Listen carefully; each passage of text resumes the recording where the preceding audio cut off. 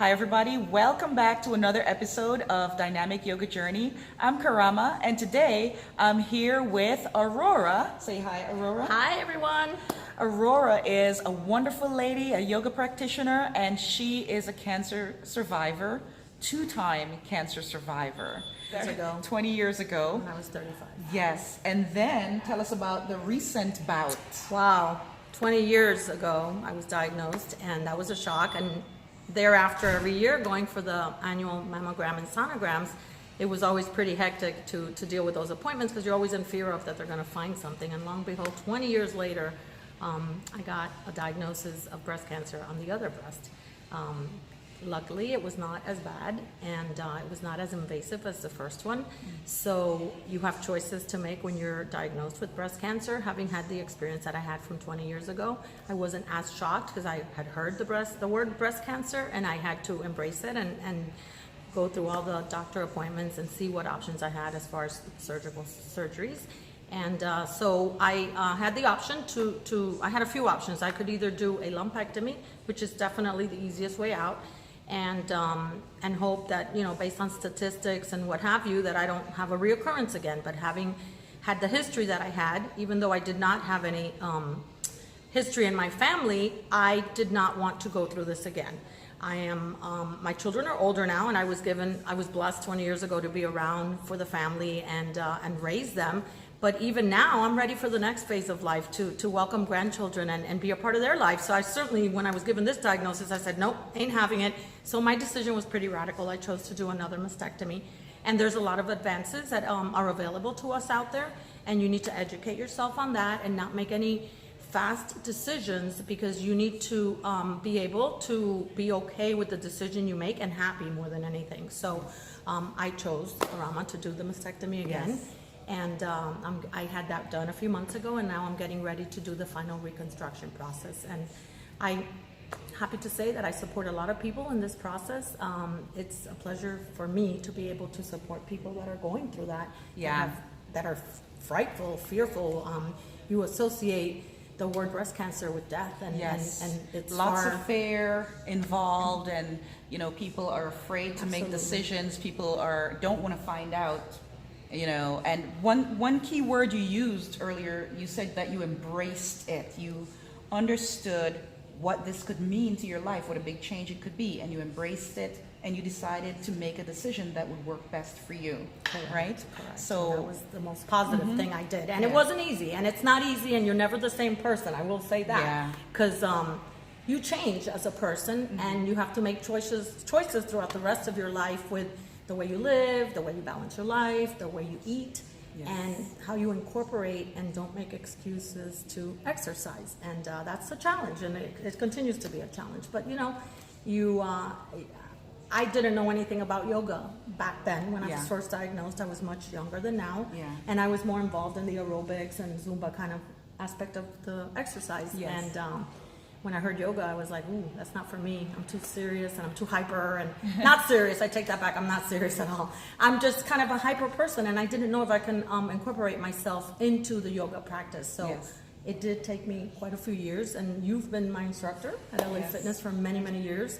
And I never competed with anyone around me. I just went for me.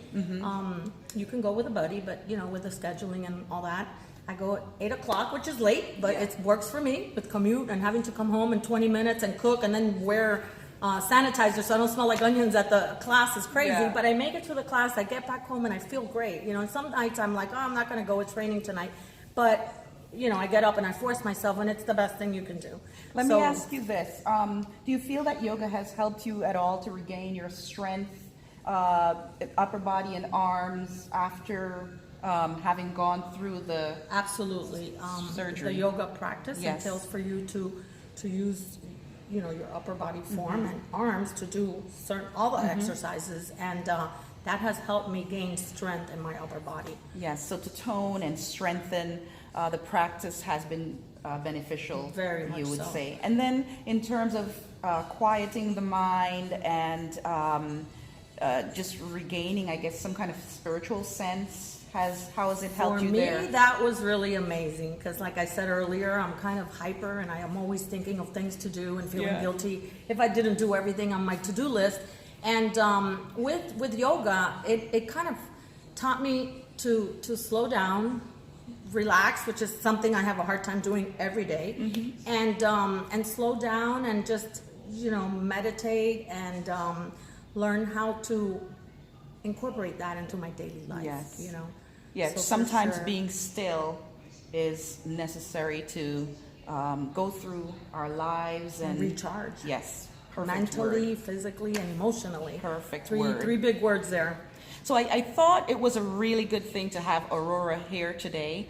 It is National Breast Cancer Awareness Month, October, and Aurora has graciously agreed to talk about her story with us, two-time survivor, yay, and to help us with some exercises. We're going to start out with some pretty simple ones. She is much more advanced in her strength now, but we'll start out with some simple ones that perhaps someone who has recently had surgery can begin to do after checking with your doctors first, though.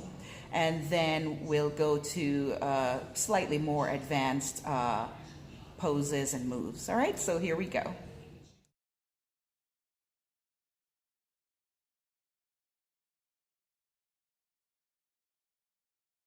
First will be some simple arm raises. So Aurora, on your inhalation, go ahead and lift your arms straight out in front to shoulder height. Inhaling. And exhale, lower the arms. And inhale. And exhale, lower. And last one, inhale. And exhale. Now the next exercise, Aurora is going to raise her right arm. Inhale, lift that right arm. Good, all the way up, fingers pointing to the sky. And then as you exhale, bend your elbow and lower the fingers down your back. Good. When you are next ready to inhale, go ahead and lift the opposite arm. Inhale, and rest the hand on your right elbow. And use the left hand to gently apply some pressure to the right as you pull back. How does it feel? It's tight. It doesn't seem complicated to do this exercise, but it stretches a lot and pulls a lot. And this is why in the beginning of a recovery of a surgery, it could probably be nearly impossible to do this exercise.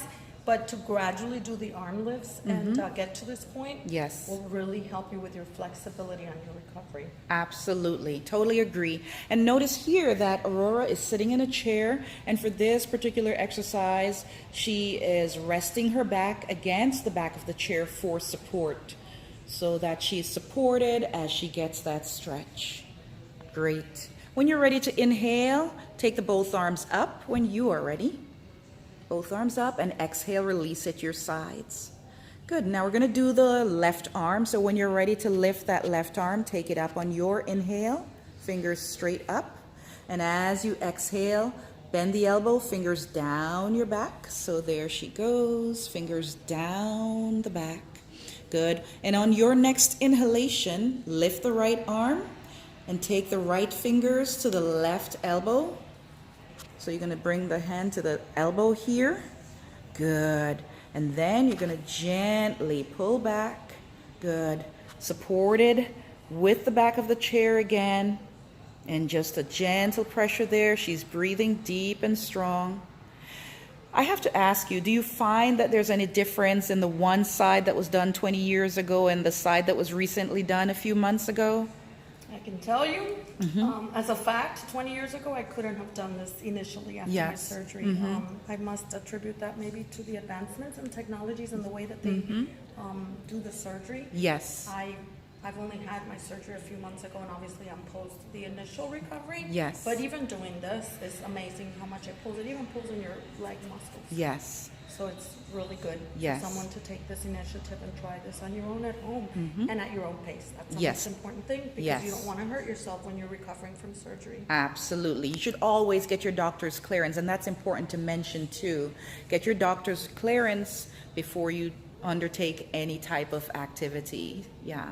All right. When you're ready to inhale, take both arms up. Inhale. And release at your sides. Exhale. Good.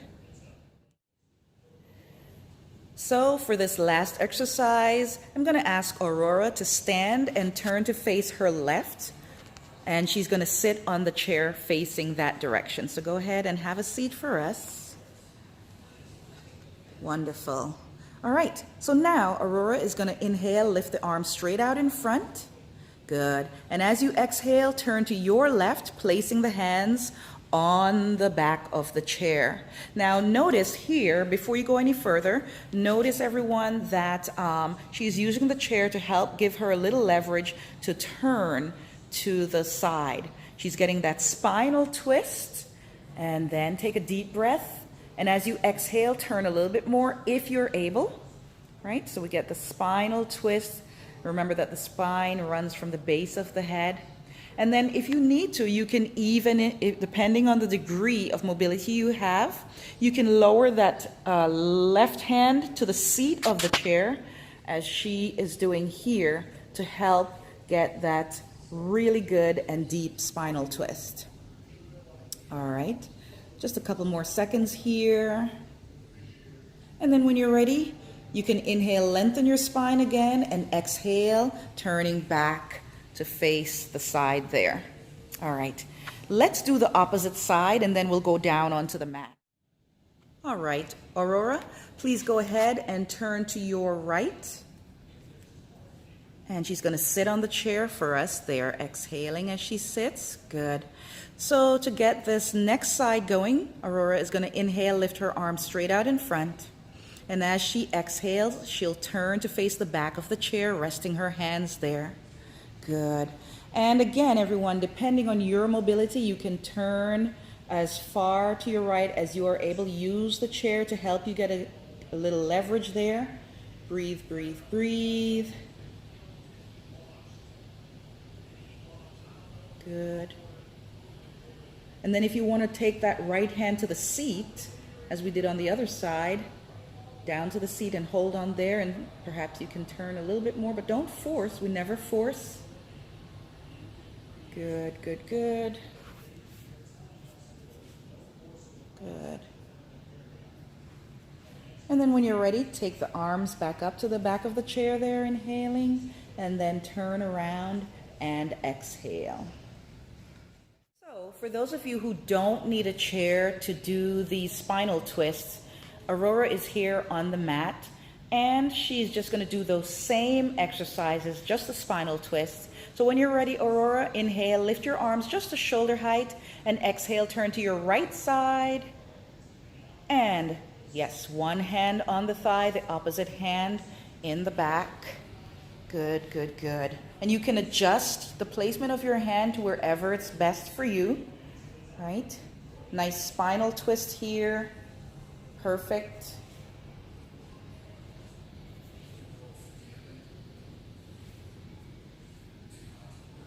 Good. And as you inhale, lift the arms, and exhale, turn to the opposite side, resting one hand on the thigh, bringing the other arm behind. Breathe, breathe, breathing deep and strong.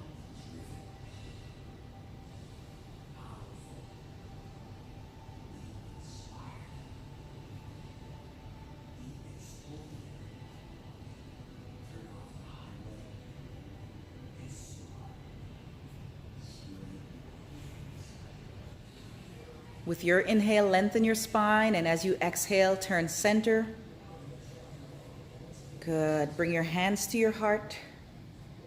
Good. So that's it, everyone. Thank you for joining us here at Dynamic Yoga Journey.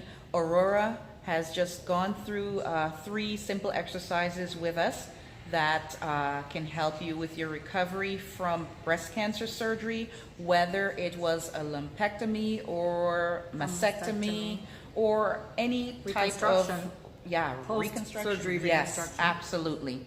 So she has a cool little ribbon here. Just my precious little ornament. It Yeah. hangs in the house year round. Just blessed to be given second and third chance over. Yes. We recommend that everyone does not take for granted that because of your age or family dynamics or genes or what have you, not to do annual mammograms. I understand that sometimes people, for lack of insurance coverages, sacrifice that. Yeah. Don't do that. I was one of those people 20 years ago, and luckily I had insurance, but that's not the point I'm trying to make. The point I'm trying to make is I was 35, and the doctors had said, oh, you don't need to have that till you're 50, and guess what?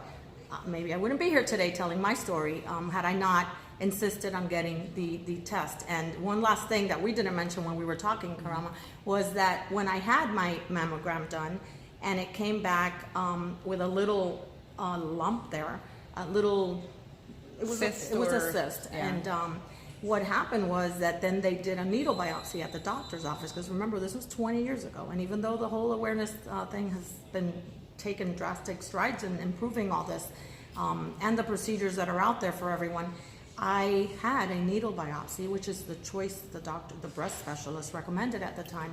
And when those results came back, guess what? It was benign. So the doctor recommended go in, have your little lump removed, and you're on your very way. And it was an outpatient procedure, no big deal.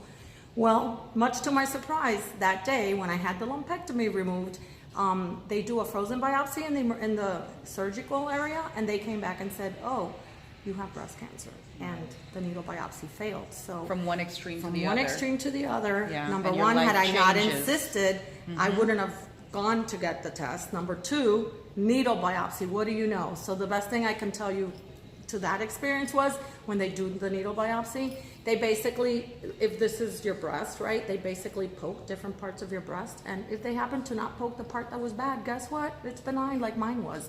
Do not give up doing a mammogram, or you will not be here to tell your story. There's enough advancements out there now that you should be able to, even if you do get a positive diagnosis, yes, it's devastating. Yes, but it doesn't mean it's the end of the world. It's not the end. Statistic I just want to share is 1 out of every 8 women out there today have breast cancer. So that's quite a few people that we all know. And I'm just happy to be able to share this simple moment with these exercises today with my favorite teacher here. Thank you so and much. Just all in the effort and love and passion of creating awareness out there. And this is Breast Cancer Awareness Month. I do a lot of things in the community. I go to the walks, I do fundraisers, I visit patients, I talk to people. There's a lot of different things you can do to give back. So Yes. don't sit back, think pink, and be a survivor out there. Yes.